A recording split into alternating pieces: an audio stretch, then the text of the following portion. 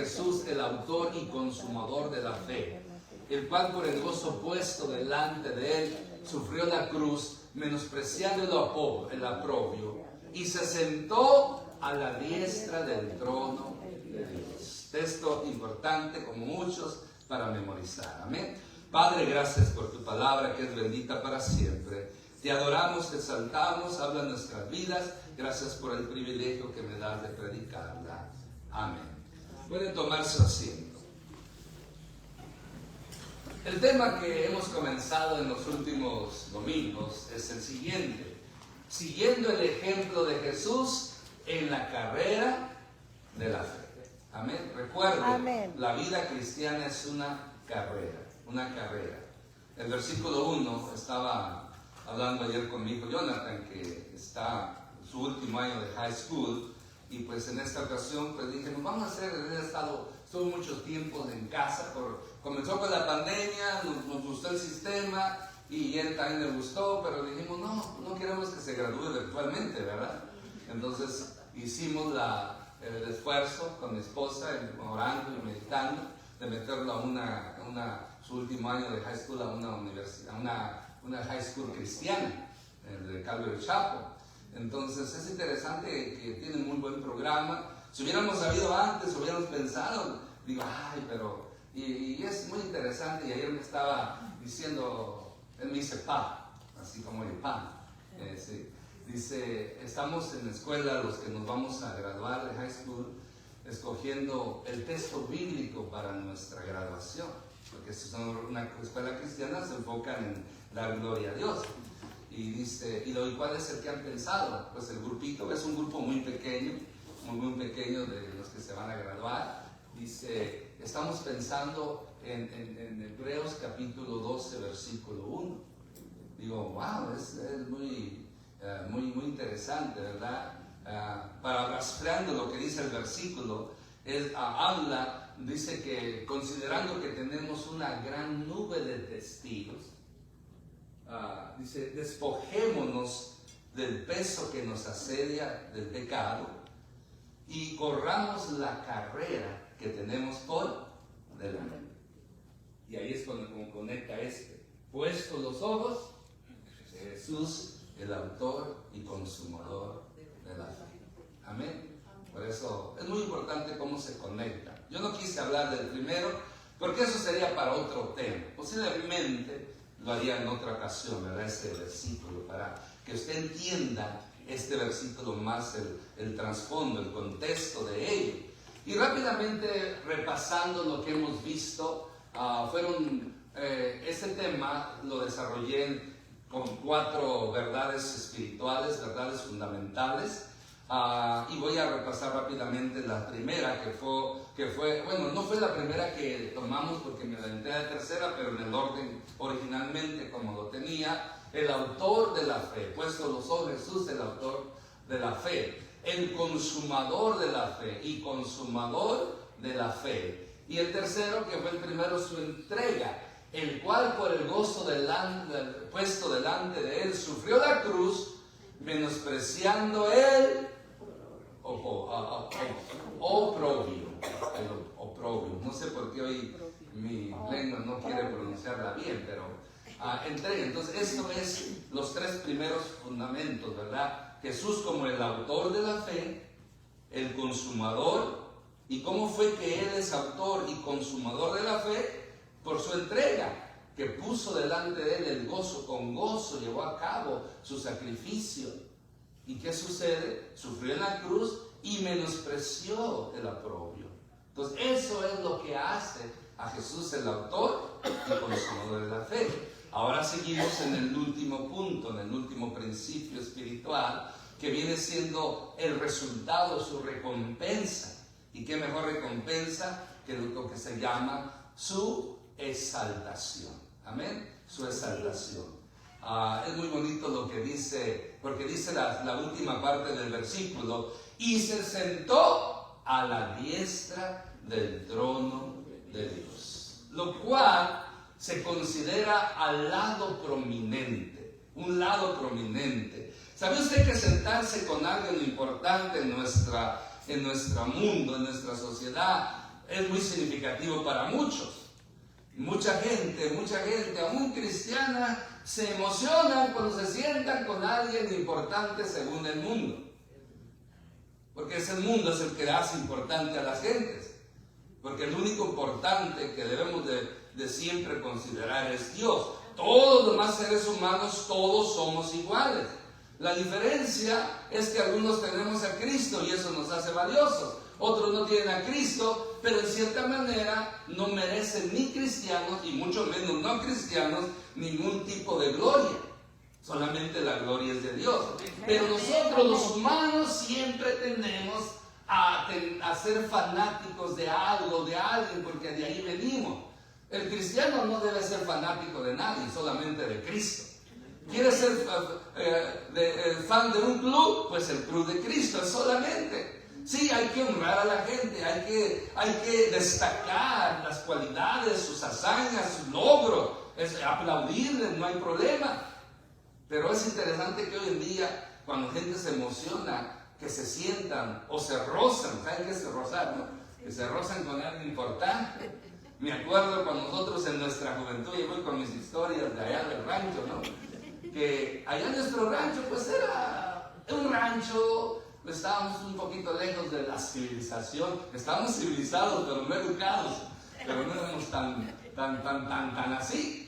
Y me acuerdo que cuando llegaban grupos famosos, como Los Temerarios, Industria del Amor, los Sonic, no sé qué es el monito ese, ¿verdad?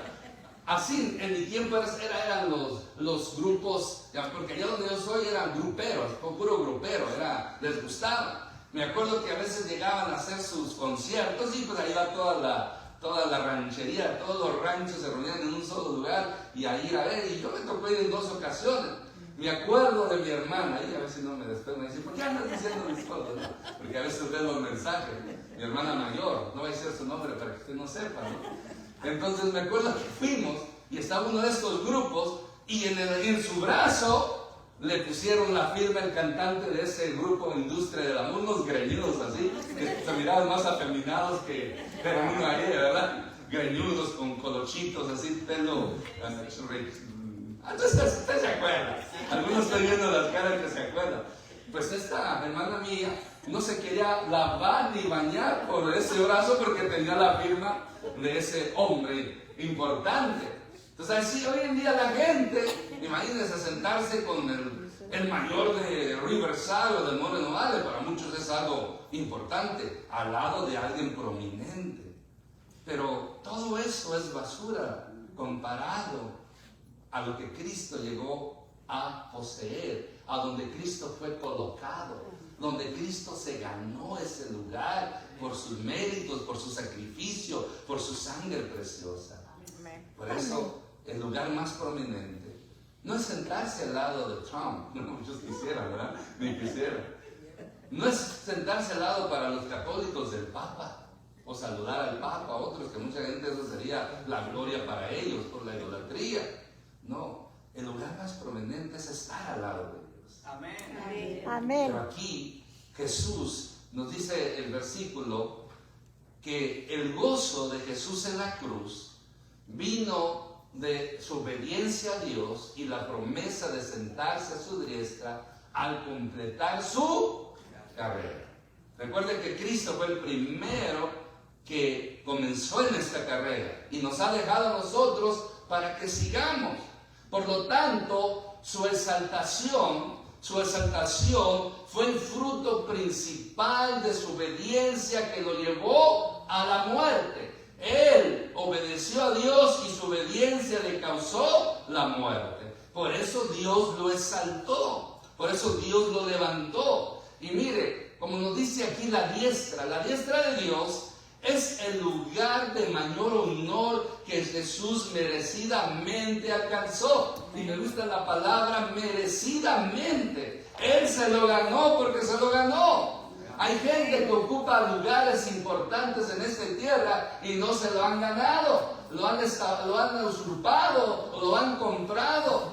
¿Sabía usted lo que hoy en día hay lo que se llama la simonía? Bueno, hoy voy a aprender una palabra. Si se llama, viene de Simón. No ese Simón, Simón ese, no, eso no es ese, no.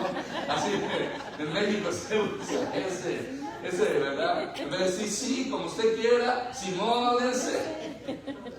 Allá los ¿de dónde?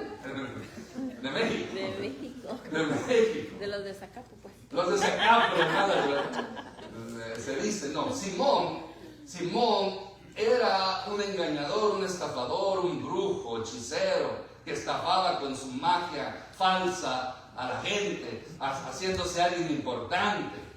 Pero llegó Felipe a Samaria, predicó el evangelio y supuestamente ese Simón se convierte y andaba con Felipe queriendo aprender.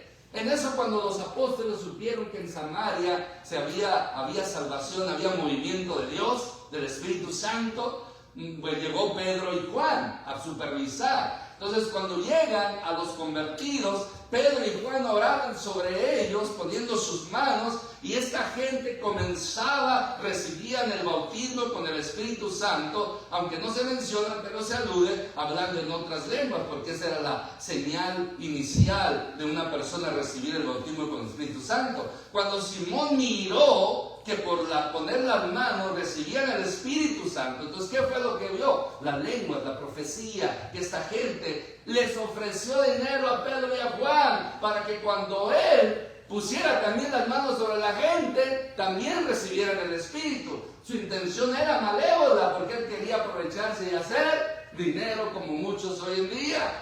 ¿Y qué sucedió? Pedro le da una reprendida y le dice hijo del diablo y tantas cosas, y le dice tu corazón está en amargura. O sea, todavía no había nacido a Cristo en su corazón.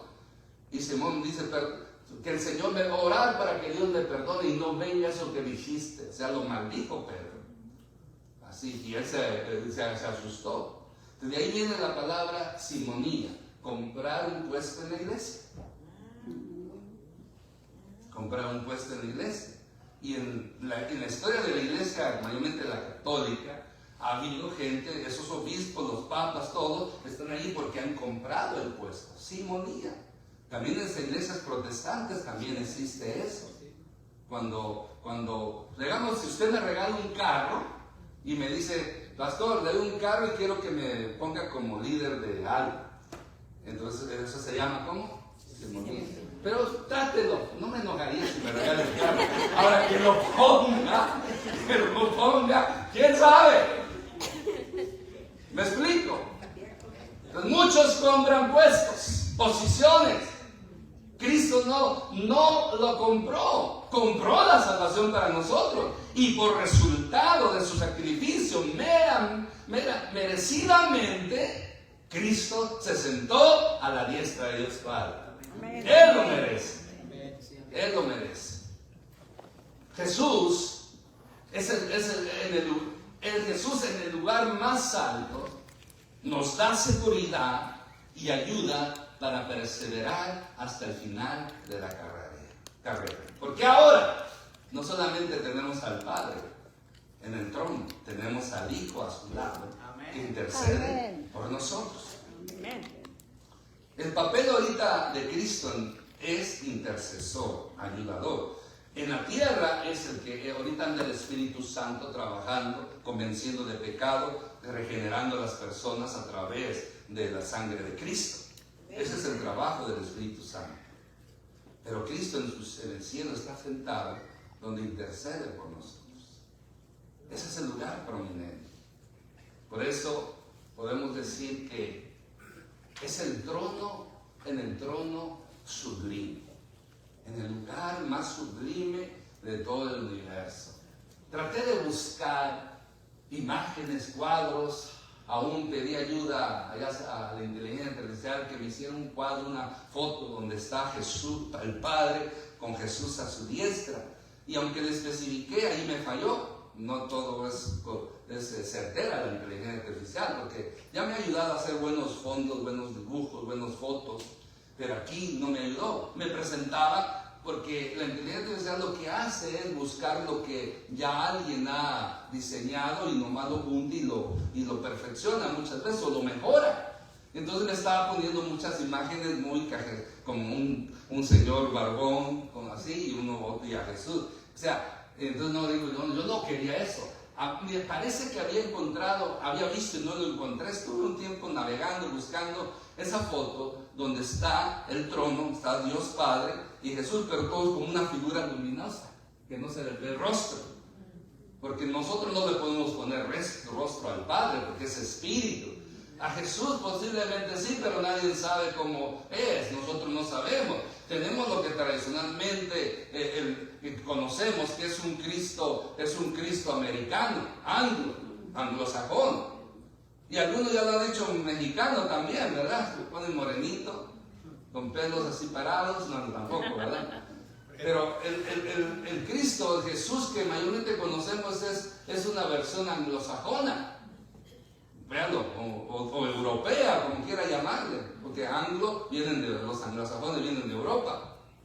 Ellos lo presentan como alto, pelo largo, bien bonito, su piel blanca, ojos azules. ¿De verdad que sí es? Sí. Hasta hermoso se mira esas fotos, ¿no? Y muchos lo tienen. Pero la Biblia dice, Isaías capítulo 53 dice que lo veremos y sin atractivo lo veremos para que no lo deseemos. O sea que el atractivo físico de Jesús no era una persona atractiva. Era su genética, pues la heredó de su mamá, de María, principalmente. Entonces él salió con esa genética, porque es su humanidad. O sea, el poder del Espíritu Santo hizo que se engendrara en el vientre de María, que allí se uniera, que empezara a crecer ese embrión, ¡pum! Allí lo puso el Espíritu Santo, sin necesidad de hombre. Entonces, ese embrión, como es costumbre, el crecimiento de un bebé, pues se alimenta ¿de qué? De la sangre de la mamá. Entonces por eso cuando Jesús nace como hombre, tenía rasgos genéticos o físicos de María y su familia. O sea, como un judío ordinario, estatura mediana. ¿Cómo son los judíos ordinarios o regulares? Estatura mediana, morenitos, no tan morenos, y narizoncitos. ¿Verdad que así son los judíos? Esa era la apariencia de Jesús, no era una apariencia atractiva físicamente, porque había una profecía que decía que sin atractivo lo veremos para que no lo deseemos. Es interesante, ¿verdad? La profecía. Y nos basamos a eso solamente, puede ser que estemos equivocados, pero es lo que la Biblia nos aporta en cuanto a la apariencia de Jesús. Pero ¿sabe qué era lo que era bello de él? Lo que lo hacía bello y él lo hace bello. Esas palabras de vida que salían de su boca. Y ese sacrificio maravilloso que hizo por nosotros. Amén. Por eso Jesús no es bello para nosotros por su apariencia física. Es bello para nosotros por su grande amor que nos demostró en la cruz del Calvario. Amén. Amén. Eso es lo que importa. No es lo físico, es lo interno, lo que se hace. ¿De qué sirve ser usted una persona bella, hermosa, guapa y se porta como un rufián, como una sinvergüenza, un sinvergüenza? Mejor feíto, pero portarse bien. Amén, dice la hermana. Amén. Juanita sabe, amén. Por lo tanto, en el trono sublime. Entonces no encontré, pero encontré este que ya lo tenía anteriormente. Y me imagino yo esas calles de oro, esas escaleras de oro, porque si es un trono, tiene que estar en lo alto. Puede imaginarse cuando ya vayamos subiendo esos escalones de oro, imagínense, para no sé cuántos serán, pero yo creo que va a ser una eternidad llegar ante la presencia misma de la majestad. Amén. De Dios Padre, de Dios Hijo y Dios Espíritu Santo. Amén. Ese es un misterio. La Biblia nada más presenta al Padre en su trono y a Jesús sentado a su diestra. Otros ponen también al Espíritu Santo, pero esos son los misterios que nuestra mente no entiende. El punto es, este trono es el lugar no solamente más prominente, sino que es el lugar más sublime, más sublime. El trono de Dios, conforme al mensaje de la Santa Biblia, enseña que es el lugar de autoridad más sublime. Ese trono es sublime. En ese trono está la autoridad más grande de todo el universo. Nabucodonosor mencionaba el viernes que él se enorgulleció. No voy a contar la historia larga, ¿no? Dios lo humilló, le quitó su gloria, lo humilló, lo puso que anduviera 7 años como bestia, comiendo pasto, mojándose con el rocío, le crecieron los pelos como plumas y las uñas como garras de ave, de águila. Se volvió loco, andaba así por 7 años, hasta que él se humilló y dice que levantó sus ojos al cielo y su razón le fue devuelta y lo pusieron en su trono. Y entonces dice, yo entendí que el Altísimo, Él es el que reina, Él es el que decide, Él es el que pone y quita reyes. Amén, amén. Qué hermoso es oír a Nabucodonosor diciendo eso, ¿verdad? Y eso es una verdad sublime. El mejor lugar de autoridad, de prominencia, es el trono de Dios. Ahí Dios está sentado y nadie lo puede quitar, ni lo quitará. Satanás quiso quitarlo, ¿sabía usted eso? Satanás se enorgulleció en su belleza por ser un querubín protector, por haber sido creado con hermosura entre las llamas de fuego, todo instrumento. Se cree que también era el director de la alabanza, porque dice que cuando Satanás fue creado en medio del fuego, también se le entregaron varios instrumentos. Y hay algunos eruditos teólogos deducen que quizás, aparte de ser un querubín protector, una de las jerarquías angelicales más poderosas, porque después de Dios, en la jerarquía angelical, el más poderoso es un querubín. Después siguen los arcángeles, después siguen los ángeles, después los serafines, algo así. Ese es el orden. Entonces Satanás se cree que era un querubín protector, como un guardaespaldas de la Trinidad, algunos dicen, pero no, la Biblia no menciona eso. Pero dice que en su día de su creación, flauta y otros instrumentos le fueron creados para él. Y de ahí se deduce a algunos que quizás también era el que dirigía la alabanza angelical a Dios. Pero ¿qué pasó? Se enorgulleció y quiso ser como el Altísimo. Quiso quitarle el trono a Dios y hizo la rebelión. Pero Dios ni siquiera se movió de su trono ni un dedo. Lo único que hizo, le dijo al arcángel, un ángel menor en rango que el querubín. Dice, tú encárgate de esto. Bueno, estoy aludiendo más que así dice la Biblia. Entonces vino el arcángel Miguel, peleó con él y lo venció y lo echó fuera del cielo. Entonces, él quiso. Y desde entonces, mucha gente ya nadie podrá intentarlo. Ni Satanás pudo, ni nadie nunca podrá quitar del trono a Dios. Ahí Él gobierna, ahí Él reina, ahí Él decide lo que le va a pasar a esta humanidad. Desde ahí mandó a su Hijo, desde ahí también va a mandar juicio. Desde ahí manda su amor, desde ahí manda su protección, desde ahí manda su cuidado, su bendición para usted y para mí, desde su trono. Un trono sublime. Y lo hermoso aquí que ese trono, el trono que solo le pertenece a Dios Padre, es el lugar donde Jesús también se sentó. Amén. Amén. Es el lugar donde se sentó. Por eso el entronamiento de Jesús a la diestra de Dios, ese lugar de honor le pertenece a Él y será suyo por la eternidad. Amén. Jesús nunca más va a dejar ese trono. Mire, la palabra entronamiento es una palabra que indica que fue coronado.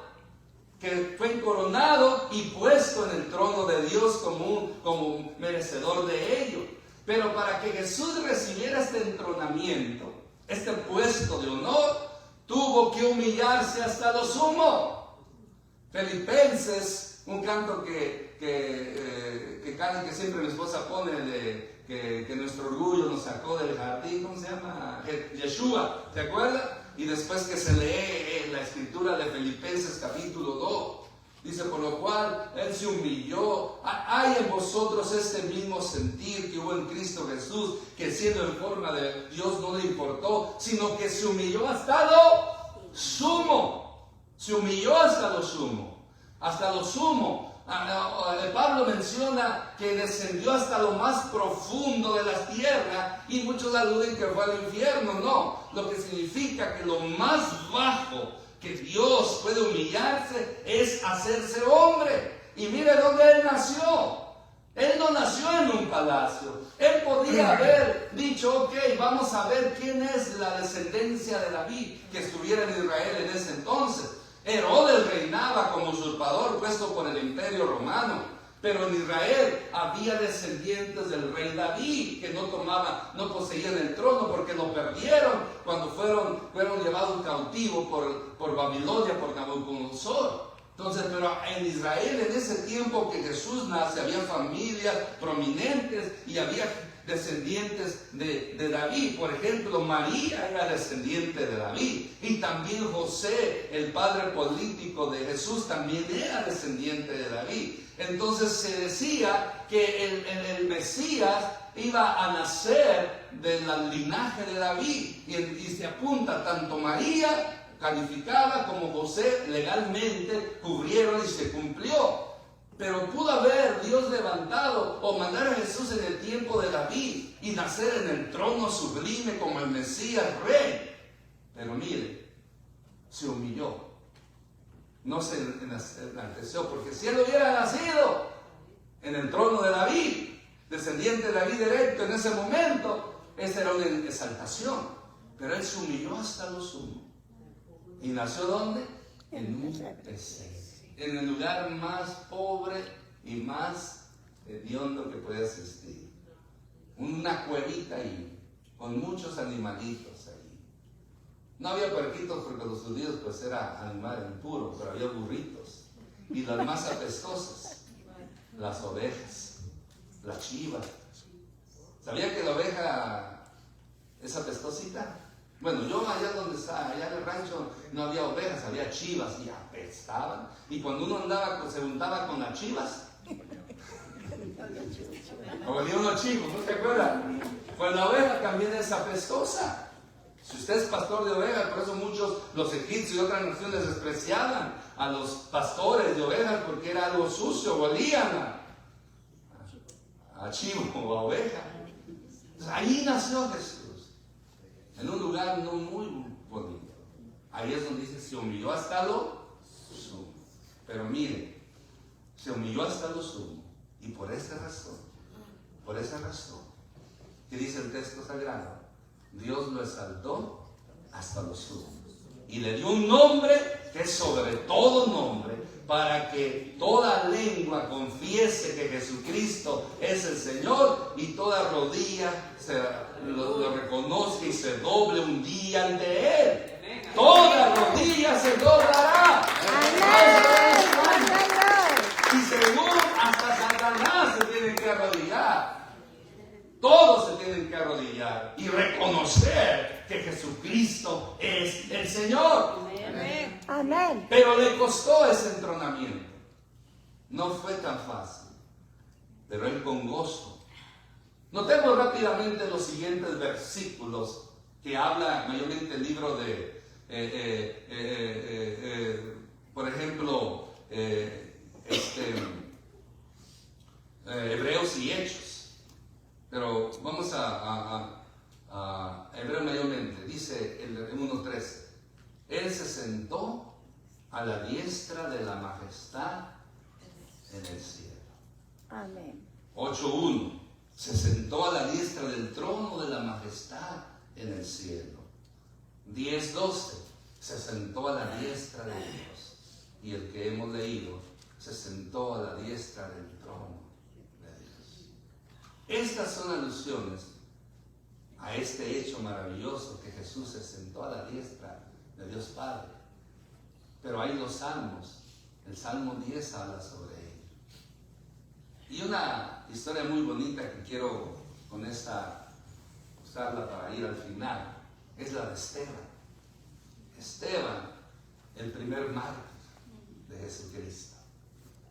Los apóstoles habían sido encargados de predicar el Evangelio después de recibir el bautismo con el Espíritu Santo en toda Judea, Judá, Samaria, hasta el último de la tierra. Pero se habían quedado cómodos en nada más en Jerusalén. Jerusalén, Judea, Samaria, hasta el último de la tierra era la orden, en Hechos 1:8. Y se quedaron cómodos allí en Jerusalén solamente. Pero en eso se levanta una persecución por motivo del martirio de Esteban. Este diácono que fue escogido para servir a las mesas, darle comer a las viudas y a los huérfanos, comenzó a predicar y enfrentó a los líderes religiosos, y les dio una homilía, o sea, un sermón expositivo desde Génesis y toda la historia, capítulo 6, capítulo 7, ahí encuentra ese sermón tan hermoso, hasta que Cristo resucitó y los acusó de haber matado al santo, matado al enviado de Dios, al Mesías.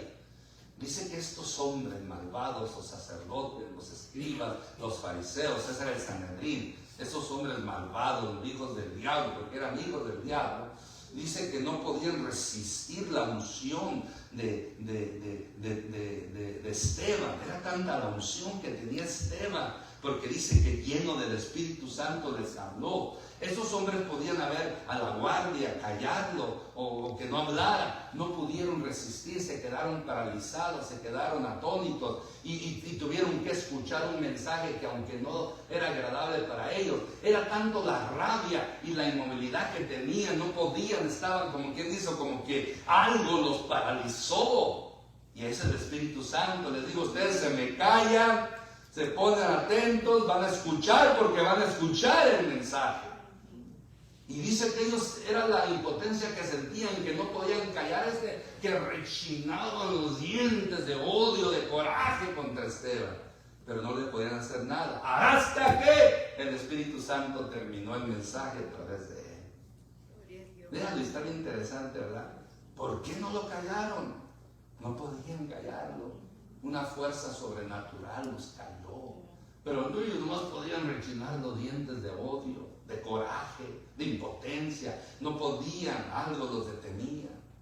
Ya cuando Esteban termina el mensaje, entonces ahora sí ordenan que lo maten. Lo sacan y lo empiezan a apedrear. Y mientras lo apedreaban, dice que Esteban, lleno del Espíritu Santo, miró los ojos al cielo y vio a Jesús sentado a la diestra de Dios Padre. Amén. Qué visión tan maravillosa. Qué hombre que murió por la causa de Cristo. Recuerda, el primer mártir. Y mire qué bendición que Dios le abrió el cielo para que viera lo que le esperaba allá arriba.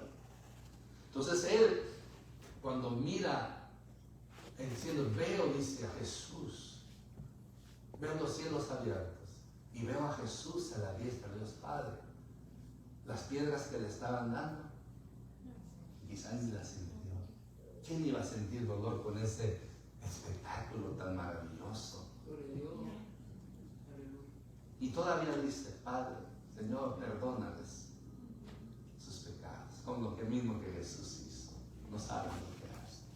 Y fue el primer mártir, pero murió, Dios permitiéndole a Dios ver el trono y a Jesús a la diestra de él. ¡Wow! ¿Quién no quisiera morir así? Mirar el trono de Dios y decir, allá voy. Y cerró sus ojos y allá fue donde Jesús se levanta del trono y le dice, buen siervo fiel, entra en el gozo de tu Señor. Estos hombres tuvo esta visión maravillosa. el lugar donde Jesús está.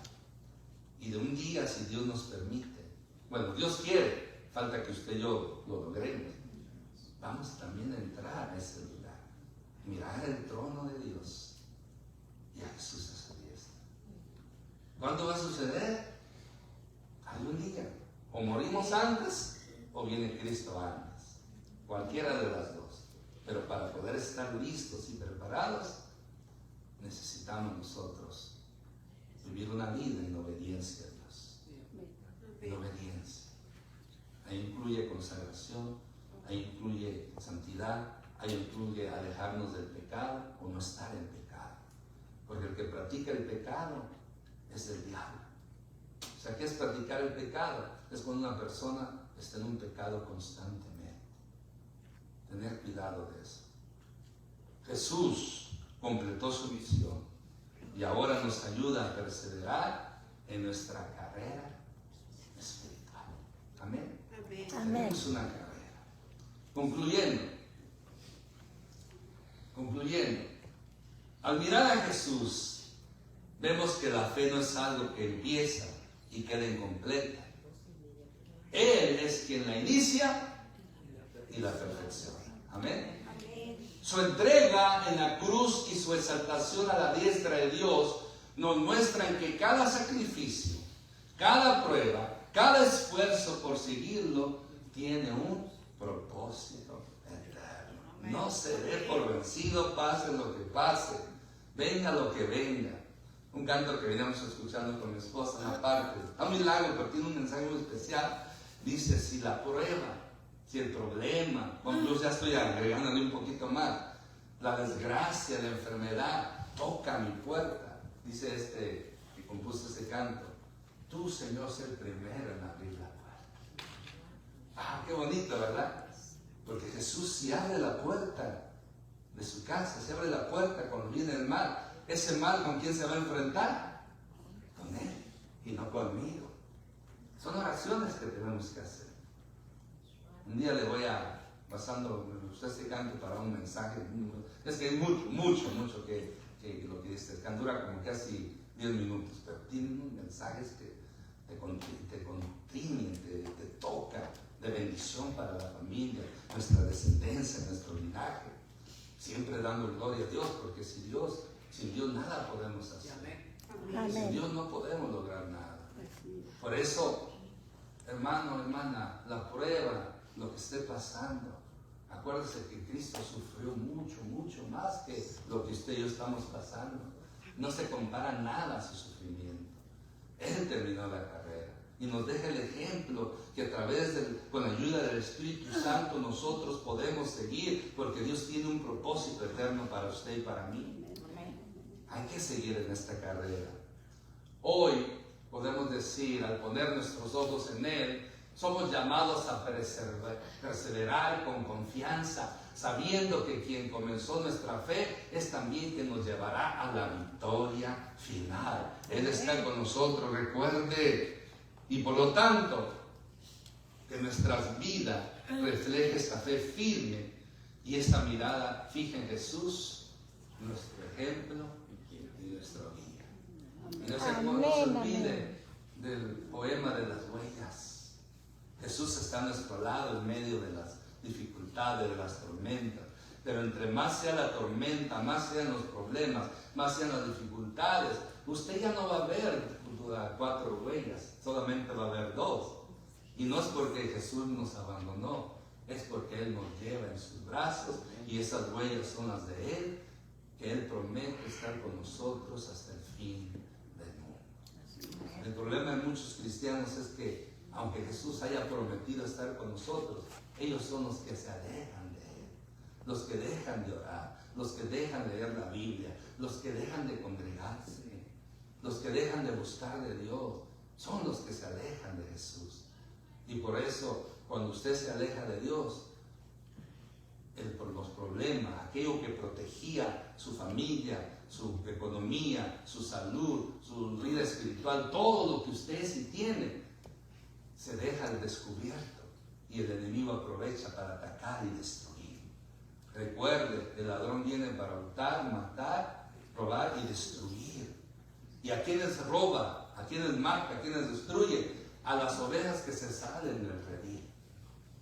Porque mientras están en el redil, en el corral de Cristo, en el reino de Cristo, el ladrón no puede entrar, porque Dios tiene una protección especial para aquellos que son suyos. Pero al momento que usted se sale del redil, es cuando usted está a merced del enemigo.